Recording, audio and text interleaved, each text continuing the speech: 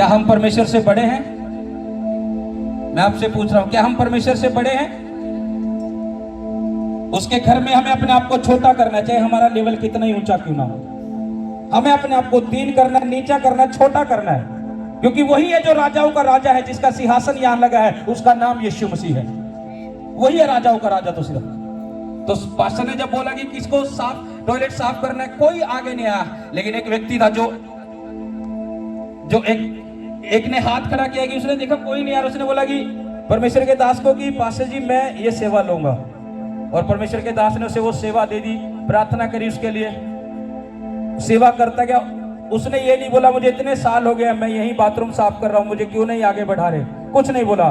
कई सालों तक उसने वही सेवा की, चर्च में आना, संडे जब भी मीटिंग हो उसने आते ही बाथरूम साफ करने, जब भी मीटिंग आमीन होएगी उसने जाना, बाथरूम साफ करके जाना, सालों तक चला।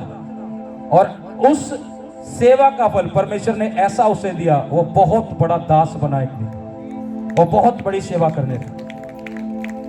तुम्हें लगता है कि ये काम छोटा है? छोटा नहीं है। जितना हम खुदा के घर में अपने आप को छोटा करेंगे, परमेश्वर उतना बड़ा करेगा।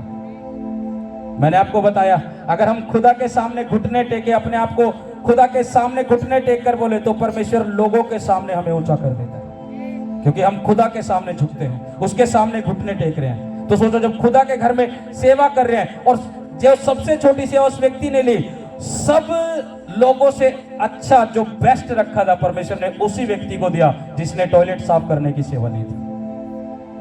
इसलिए खुदा के घर में कभी ना सोचो ये काम छोटा है। सेवा करो, सिर्फ कुछ भी तुम्हें लग रहा है सेवा करो, सेवा करके जाओ। ये मत देखो कि फलाना नहीं कर रहा मैं भी ऐसे ही खड़ा हो जाऊं, फलाने ने थोड़े दिन करी अब उसने छोड़ दी मैं भी छोड़ दूं, ऐसा नहीं। अपने अंदर सेवा का आत्मा डालो, परमेश्वर से कहो, क्योंकि परमेश्वर की नजरों में हर एक सेवक है। कुछ ना कुछ काम के लिए प्रभु ने आपको चुना है, ठहराया है कि तुम इन कामों को करो खुदा के घर में। नूह ने तो अपना पूरा परिवार जोड़ दिया था सेवा में, अपने बच्चे, अपनी बहुएं, सबको जोड़ दिया कि सेवा करो। खुदा ने जहाज की सेवा दी है हमें।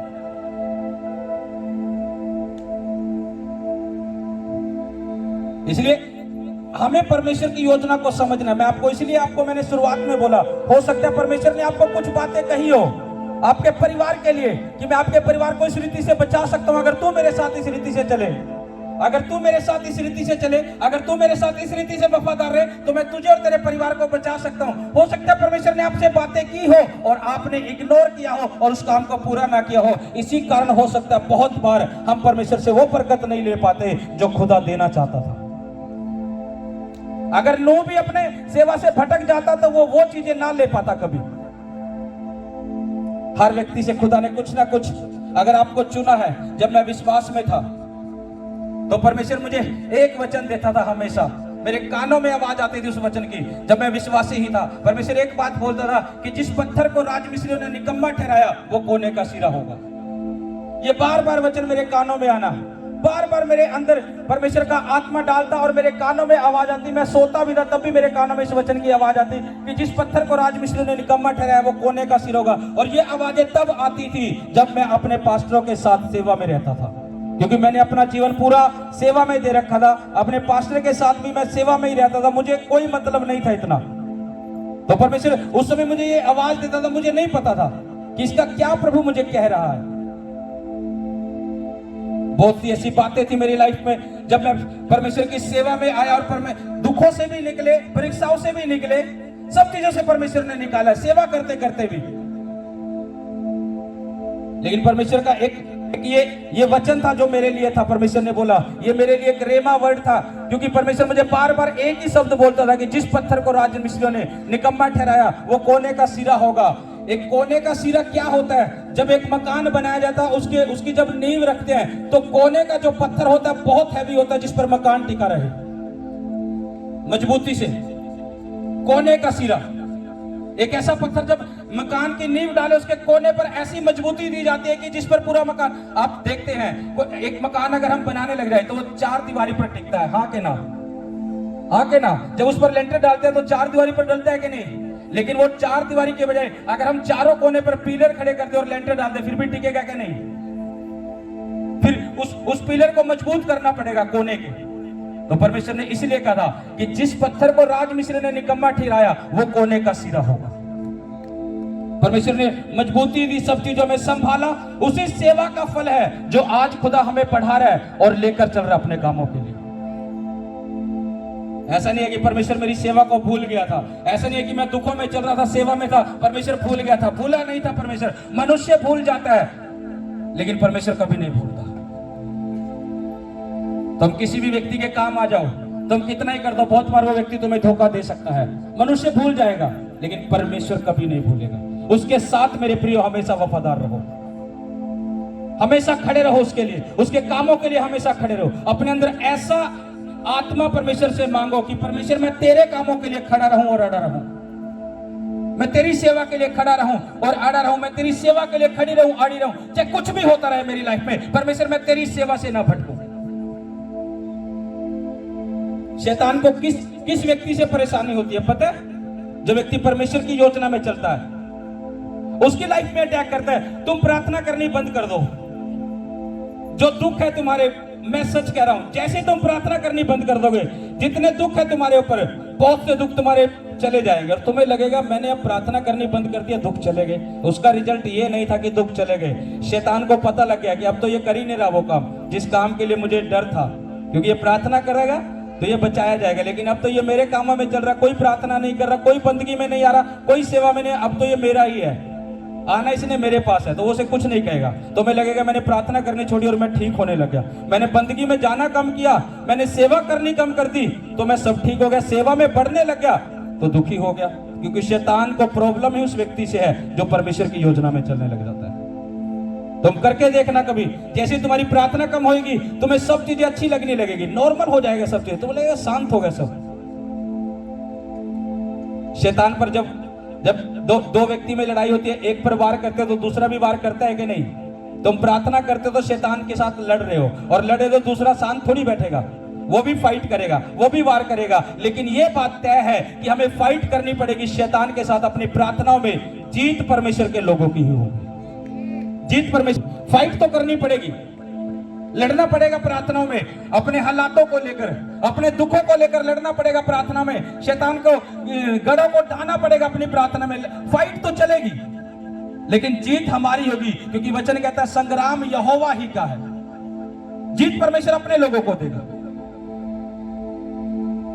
इसीलिए कुछ लोग सोचते हैं मैं प्रार्थना में बड़ा प्रॉब्लम बढ़ गई, कुछ लोग कहते हैं मैं जब से सेवा में आया हूं मेरा दुख ही नहीं गया। मैंने कहा ठीक है, तुम्हारे अंदर फिर परमेश्वर का आत्मा नहीं है कि तुम, अगर ये बातें तुम्हारे मन से आ गई है कि मैं जब से सेवा में आया हूं दुखी हो गया हूं, तो तुम अभी आत्मिक नहीं हो, तुम अभी शारीरिक हो। क्योंकि परमेश्वर की सेवा करने वाला व्यक्ति कभी भी ये नहीं बोल सकता कि मैं दुखी हूं। दुखी वो व्यक्ति बोलेगा जो शरीर में होगा, जिसने परमेश्वर के स्वाद को ही नहीं चखोगा, जिसने परमेश्वर के वचन को नहीं पहचाना होगा, वो व्यक्ति बोलेगा। बहुत से लोगों की ऐसी बातें मुझे सुनने में कह रहे कि सेवा करें तो दुखी हो गए। मैंने कहा तुम सेवा छोड़ दो, तुम सुखी हो जाओगे और तुम्हें लगेगा भी अब ठीक हूं, क्योंकि शैतान को इसी चीज से जलन है। मैं कहा तुम सेवा से बैठ जाओ, बैठ के सुनने लगो, तुम्हें लगेगा कि मैं सुखी हो गया हूं। कारण क्या है? तुमने वो रास्ता छोड़ दिया जो परमेश्वर ने तुम्हें दिया था, तुम रास्ते से भटक गए हो। परमेश्वर का वचन ही यही कहता है कि हर व्यक्ति सेवक है, हर व्यक्ति, एक विश्वासी भी सेवक है। कुछ ना कुछ काम के लिए परमेश्वर ने आपको चुना हुआ है। तुम कभी ये नहीं कह सकते कि मैं सेवा करते हो दुखी हो। अगर तुम्हारे अंदर ये बातें आ रही है तो सोच लो कि कोई और आत्मा है जो तुम्हें चला रहा है, फिर परमेश्वर का आत्मा नहीं है। कुछ लोग आए सालों पहले यही डिसीजन लेकर गए, मैं दुखी हूं, चेक कर लो, सालों के बाद भी उनका, चेक कर लेना, सालों के बाद भी उनका जीवन पहले से डाउन में होगा, वो नहीं होगा, चेक कर लेना। परमेश्वर मौजूद है हमारे बीच में, ऐसे नहीं बोल रहा हूं। सेवा में थे तो बचाव था, नूह का परिवार सेवा में था तो बचाव था, अगर सेवा में ना हो तो डूब जाता उन लोगों के साथ जो लोग डूबे थे वहां। सेवा में था तभी बचा था वो परिवार भी। चेक कर लेना, जो लोग इस रीति से गए कि सेवा में मैं दुखी रहा हूं, छोड़कर चले गए, चेक कर लेना, सालों हो गया, आज भी चेक कर लेना, पहले से डाउन में होंगे। सेवा करने वाला हमेशा बचा रहता है, परमेश्वर की छाया उस व्यक्ति पर रहती है जो सेवा करता है। दुख होंगे, कलेश होंगे, लेकिन परमेश्वर की सुरक्षा है।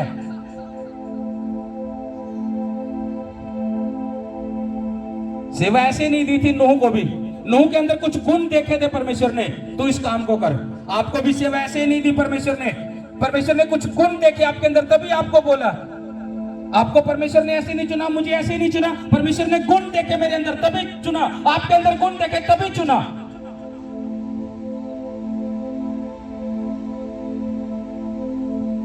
तुम जब भी भवन में आओ, जरूरी नहीं है कि तुम्हें सब कामों करने। तुम आते हो मेरी बहनों मेरे भाइयों, पहले आते हो जो भी तुम्हें लगे पहले उस काम को करने लग जाओ। जरूरी नहीं है कि झाड़ू फलाने की जिम्मेदारी है वो आएगा वही लगाएगा। अगर वो यहाँ नहीं है, तुम पहले आ गई, तुम्हें पता झाड़ू यहाँ पड़ी है मेरी बहनों मेरे भाइयों, लग जाओ। तुम्हें पता है मैट यहाँ पड़े हुए हमें बिछाना है संगत के लिए, कलीसिया के लिए, उठाओ अपने आप बिछाने लग जाओ। तुम्हें पता है कलीसिया अब आमीन हो गई है, अब जाने की तुम्हें ये नहीं होना चाहिए कि जिन लोगों की जिम्मेदारी है वही देखेंगे, वो तो अपना प्रतिफल ले रहे हैं, लेकिन तुम्हारे अंदर भी ये आत्मा हो सेवा का कि अब भवन में से प्रार्थना आमीन हो चुकी है, मैं 15 मिनट 20 मिनट आधा घंटा प्रभु की सेवा में यहाँ देकर जाऊं, जो जो काम है मैं उनको देखकर चलूं और उनको इकट्ठा करके सब एक तरफ रख के जाऊं। तुम्हारे अंदर ये गुण होने चाहिए।